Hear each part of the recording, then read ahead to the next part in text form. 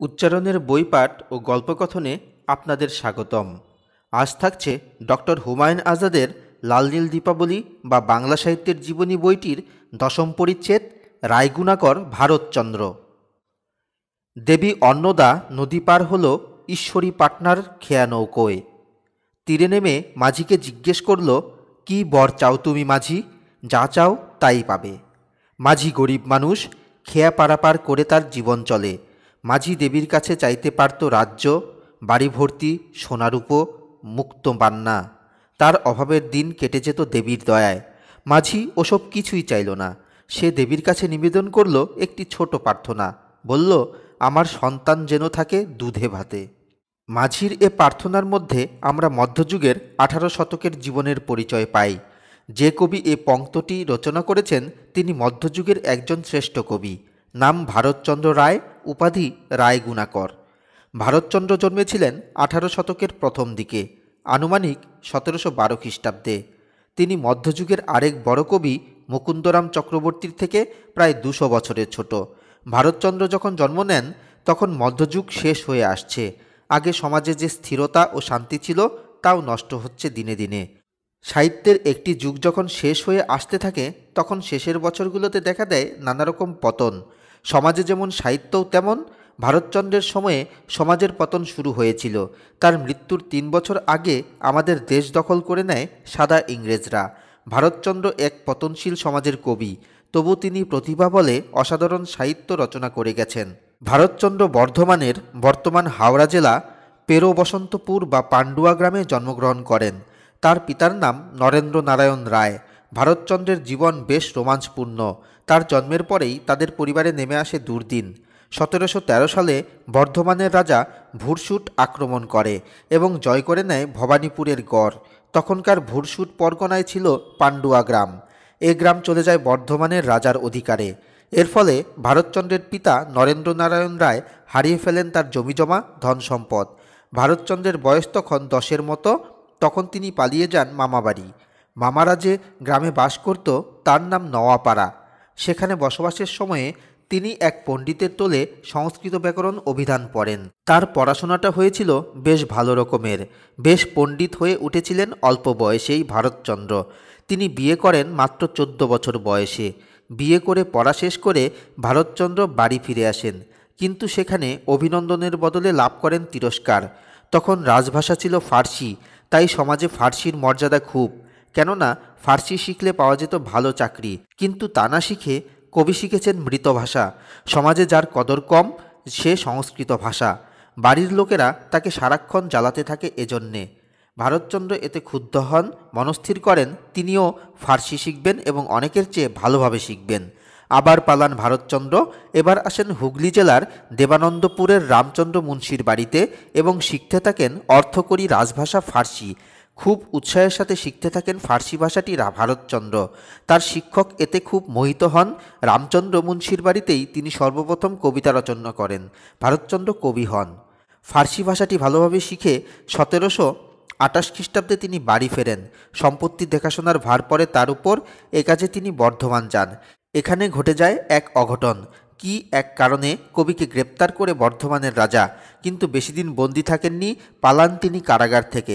এমনভাবে পালান যাতে বর্ধমান রাজ তাকে আর ধরতে না পারে। পালিয়ে বর্ধমানের রাজার রাজ্যের সীমানার বাইরে চলে যান কবি। হাজির হন ওড়িশার কটকে। 1742 থেকে 1745 পর্যন্ত তিনি ঘুরে বেড়ান ওড়িশায়।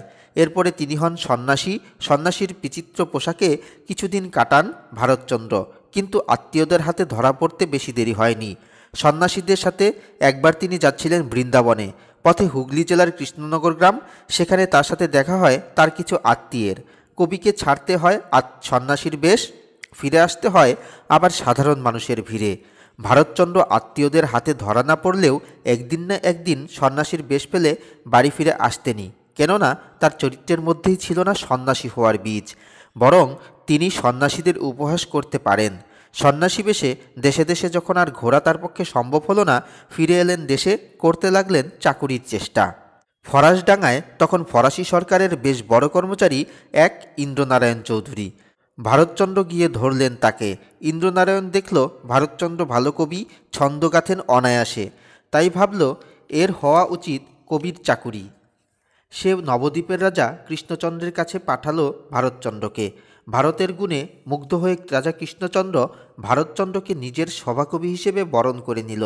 কৃষ্ণচন্দ্র ভারতচন্দ্রকে উপাধি দিয়েছিলেন রায়গুণাকর। ভারতচন্দ্র কবি হিসেবে লাভ করেন পরম খ্যাতি এবং সাংসারিক জীবনেও তার সাফল্য অনেকের ঈর্ষার বস্তু হয়েছিল। তিনি মাসিক বেতন পেতেন 40 টাকা। তাছাড়া পেয়েছিলেন রাজার কাছ থেকে বেশ জমিজমা। ভারতচন্দ্র ছিলেন হাস্যরসিক। একটি মজার গল্প আছে ভারতচন্দ্র সম্বন্ধে। কবিতার বিখ্যাত কাব্য বিদ্যাসুন্দর রচনা শেষ করেছেন। রচনা শেষ করেই তিনি পা বাড়ালেন রাজার উদ্দেশ্যে। রাজা কৃষ্ণচন্দ্রকে উপহার দিলেন কাব্যটি। রাজা তখন অন্য কাজে বিশেষ ব্যস্ত, তাই কাব্যটির পাতানা উল্টিয়ে পাশে রেখে দিল। ভারতচন্দ্র বলে উঠলেন, মহারাজ করছেন কি? সব রস যে গড়িয়ে পড়বে। রাজা তখন অন্য কাজ রেখে চোখের সামনে খুলে ধরল বিদ্যাসুন্দর কাব্য, যে কাব্য বাংলা ভাষায় নানা কারণে আলোড়ন জাগিয়ে যাচ্ছে আজ 200 বছর ধরে। ভারতচন্দ্র ছিলেন রাজসভার কবি, তাই তার কাজে আছে চাতুর্য, বুদ্ধির খেলা, আছে পাণ্ডিত্য। তিনি মুকুন্দরামের মতো সহজ সরল নন। সহজ অনুভূতি তাকে মুগ্ধ করে না। ভারতচন্দ্র সর্বদা খুঁজেছেন এমন বস্তু যা পাঠককে চমকে দেবে। তিনি কথা বানিয়েছেন ধারালো করে, চকচকে তরবারির মতো। এ কবির সব কিছুতে আছে বিদ্রূপ। তিনি সকলকে ঠাট্টা করে গেছেন। তার কাব্য একটি, নাম অন্নদামঙ্গল কাব্য। কাব্যটিতে আছে 3টি ভাগ। এক ভাগের নাম অন্নদামঙ্গল, আর এক ভাগের নাম বিদ্যাসুন্দর, আরেক ভাগের নাম ভবানন্দ মানসিংহ কাহিনী। ভারতচন্দ্র এ কাব্যে তার রাজা কৃষ্ণচন্দ্রের পূর্বপুরুষ ভবানন্দের গুণকীর্তন করতে চেয়েছিলেন। ভারতচন্দ্রের কথা মনে হলেই মনে পড়ে তার সময়কে। সে সময় নানা দিক দিয়ে পতিত হচ্ছে। সমাজের ভিত ভেঙে যাচ্ছে। দেশের শাসন ব্যবস্থায় নানা বিপর্যয় দেখা দিচ্ছে। কাল যখন নষ্ট হয়ে যায় তখন কবিরাও নষ্ট হন। ভারতচন্দ্রেরও হয়েছিল তেমনি। তিনি জীবনকে গভীরভাবে না দেখেছেন হালকাভাবে, বাঁকা দৃষ্টিতে। তবে তার প্রতিভা ছিল অসাধারণ। চমৎকার কথা বলায়, ছন্দের আন্দোলন সৃষ্টিতে তার জুড়ি নেই মধ্যযুগে। কথা বলেন তিনি বিস্ময়কর চাতুর্যের সঙ্গে, যেমন মধ্যযুগের সকল কবিই বলেছেন। তার নায়িকা দেখতে অত্যন্ত সুন্দরী, দেখতে একেবারে চাঁদের মতো। এ নিয়ে তামাশা করেছেন ভারতচন্দ্র। তিনি তার নায়িকার রূপ বর্ণনা করতে এসে দেখলেন, এ বড় কঠিন কাজ। কেননা কয়েকশো বছর ধরে কয়েকশো কবি বলে গেছেন তাদের নায়িকারা দেখতে চাঁদের মতো।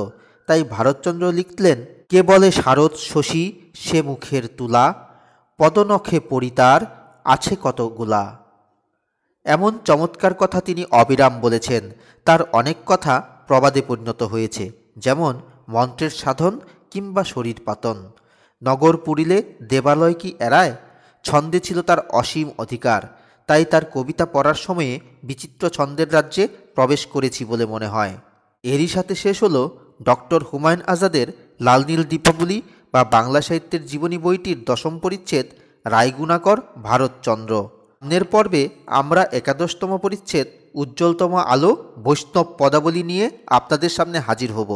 ততক্ষণ পর্যন্ত সবাই ভালো থাকবেন, সুস্থ থাকবেন। আমার চ্যানেলটি সাবস্ক্রাইব করে রাখবেন।